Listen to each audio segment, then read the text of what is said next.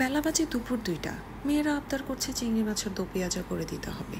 এখন কি এটা করা সম্ভব? অবশ্যই সম্ভব, মেয়েরা আবদার করেছে বলে কথা। আসসালামু আলাইকুম, আমি আলকোভিয়া চলে এলাম চিংড়ি মাছের দো পেঁয়াজের রেসিপি নিয়ে। চিংড়ি মাছের দো পেঁয়াজের জন্য আমি নিয়ে নিলাম 400 গ্রাম চিংড়ি মাছ। এতে হাফ চা চামচ হলুদের গুঁড়া, হাফ চা চামচ মরিচের গুঁড়া এবং স্বাদ মতো লবণ দিয়ে ম্যারিনেট করে একটা পাশে রেখে চুলায় দিয়ে দিলাম একটি পাত্র।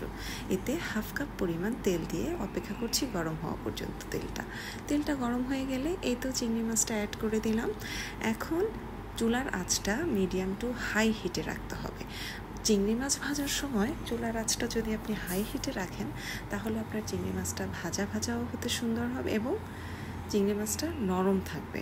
চিংড়ি মাছটা যদি আপনি লো হিটে অল্প একদম ভাজতে থাকেন তখন কিন্তু চিংড়ি মাছটা একদম রাবারের মতো হয়ে যায়, নরম থাকে না।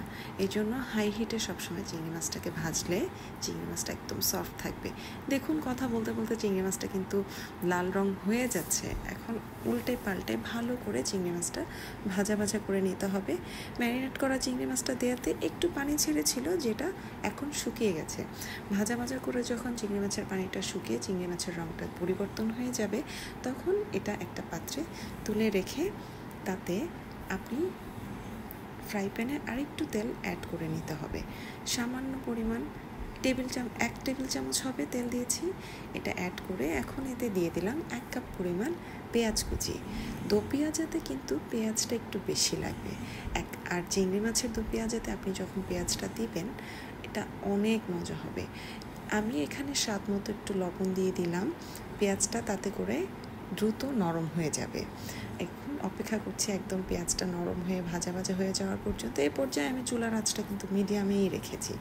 এতে নেড়ে চেড়ে ভালো করে এই তো পেঁয়াজটা ভাজা করে নরম করে নিব। একদম গোল্ডেন ব্রাউন করব না, কিন্তু একটু নরম হলে এতে দিয়ে দিলাম হাফ চা চামচ রসুন বাটা, হাফ চা চামচ হলুদের গুঁড়া এবং হাফ চা চামচ মরিচের গুঁড়া। এখন লো হিটে রেখে এই মশলাটাকে পেঁয়াজের সাথে ভালোভাবে একটু নেড়ে চেড়ে মিশিয়ে নিতে হবে। এখনও কিন্তু আমি পানি দিইনি। নেড়ে চেড়ে মিশানোর একটা পর্যায়ে আমার এখন মনে হচ্ছে মশলাটা মনে হয় একটু কম হয়ে গেল। এখন এতে আমি সামান্য পরিমাণ একটু হলুদের গুঁড়া আর সামান্য পরিমাণ একটু মরিচের গুঁড়া অ্যাড করে নিলাম।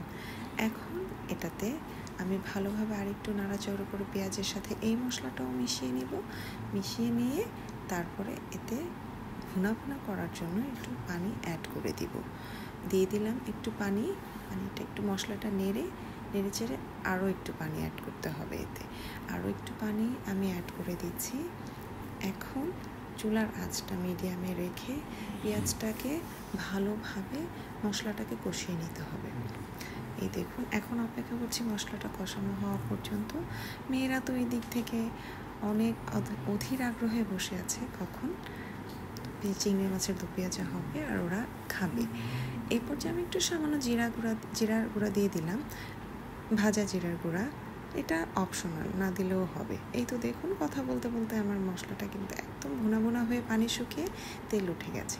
তেলটা যখন মশলার থেকে ছেড়ে যাবে, ভাসা হয়ে যাবে তেল, তখন এই পর্যায়ে আমি আবার চিংড়ি মাছটা অ্যাড করে দিব। এখন কিন্তু চুলার আঁচটা একদম লো হিটে রাখবো এবং এক ফোঁটাও পানি আর দিব না। মশলাটা ভালোভাবে যেহেতু কষিয়ে নিয়েছি, এখন আর পানি না দিলেও হবে। আর চিংড়ি মাছে কিন্তু বেশি পানি দিলে চিংড়ি মাছের স্বাদ আমার কাছে ভালো লাগে না। তো এখন আমি একদম লো হিটে চিংড়ি মাছটাকে প্রায় 10 মিনিট মতো নেড়ে চেড়ে এপাশে উল্টে পাল্টে ভাজা করে নেব।